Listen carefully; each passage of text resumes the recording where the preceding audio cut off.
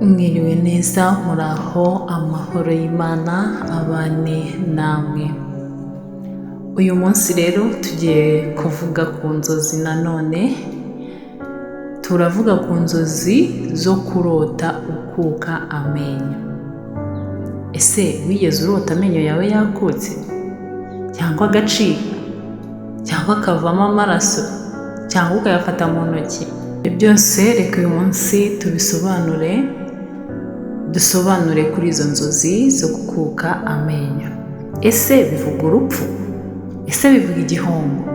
Cyangwa hari ikindi gisobanuro biba bishatse kugaragaza? Reka tubirebere hamwe. Amenyo mu nzozi asobanura iki? Amenyo mu busanzwe agaragaza imbaraga, icyizere n'uburyo twigaragaza imbere y'abandi. Iyo rero mu nzozi acitse cyangwa se akutse, akenshi biba bifitanye isano no gutakaza icyizere, guhangayika, ubwoba no gutakaza ikintu cy'ingenzi mu buzima bwawe.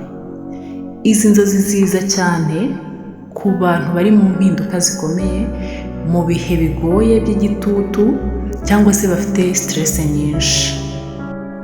Reka turebere hamwe ibihe bitandukanye dushobora gusobanuramo uko kurota ukuka amenyo. Niba amenyo warose arimo akuka ariko ntubone amaraso, bishobora gusobanura impinduka utangiye kwakira kuri wowe. Hari ikintu icya kabiri, hari ikintu kiri kuvaho mu buzima bwawe, ariko nyine ukumva nta bwoba bugiteye, ako nyine icyo kintu kikaba kigiye kuvaho ku buzima bwawe. Nanone kandi niba hari amaraso menshi, niba warose ubona n'amaraso menshi, uri gukuka amenyo ariko n'amaraso akava. Amaraso akenshi afitanye isano n'amarangamutima, bishobora kuvuga agahinda cyangwa igihombo kigukomereye ku mutima. Niba nanone amenyo yose yaviriyemo icyarimwe, ibi bishobora kugaragaza kumva wabuze control mu buzima, cyangwa se gutinya igihombo kinini, akazi, umubano, icyizere. Ibyo byose birashoboka. Niba kandi warose akuka mu gihe wari utangiye kuvuga, bishobora gusobanura ubwoba ugira mu gihe urimo kuvuga, cyangwa gutinya igitekerezo cyawe uko cyakirwa.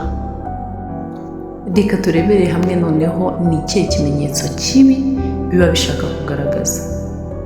Hari abantu batekereza ko kurota wakutse amenyo bisobanura urupfu. Oya, ntabwo ariko kuri. Akenshi si byo. Impamvu izi nzozi ziba ziganisha cyane ku marangamutima, ubwoba, impinduka. Amenyo rero iyo acitse, iyo wayakutse, bishobora kukwereka ikintu kiri kurangira, impinduka nshyashya, cyangwa gukura ukava mu cyiciro kimwe ujya mu kindi. Ibi rero ntabwo ari umuvumo, ahubwo ni ubutumwa bwo kureba aho uri n'aho ugiye. Reka turebe icyo wakora uramutse ukunda kurota zino nzozi. Niba urota amenyo yakutse, ibaza uti ni iki kintu ndi gutinya mu buzima, ndi gutinya gutakaza? Ese hari impinduka ndi kwirinda kwakira? Ese hari igitekerezo cyanjye ntinya kuvuga muri sosiyete? Iyo usubije ibi bibazo, usanga inzozi zawe zari zifite ubutumwa zashakaga kukumenyesha, ntabwo ari izo kugutera ubwoba mu by'ukuri. Niba warigeze kurota amenyo yakutse, menya ko utari wenyine. Abantu benshi barabirota, kandi akenshi biba bifitanye isano n'impinduka n'amarangamutima.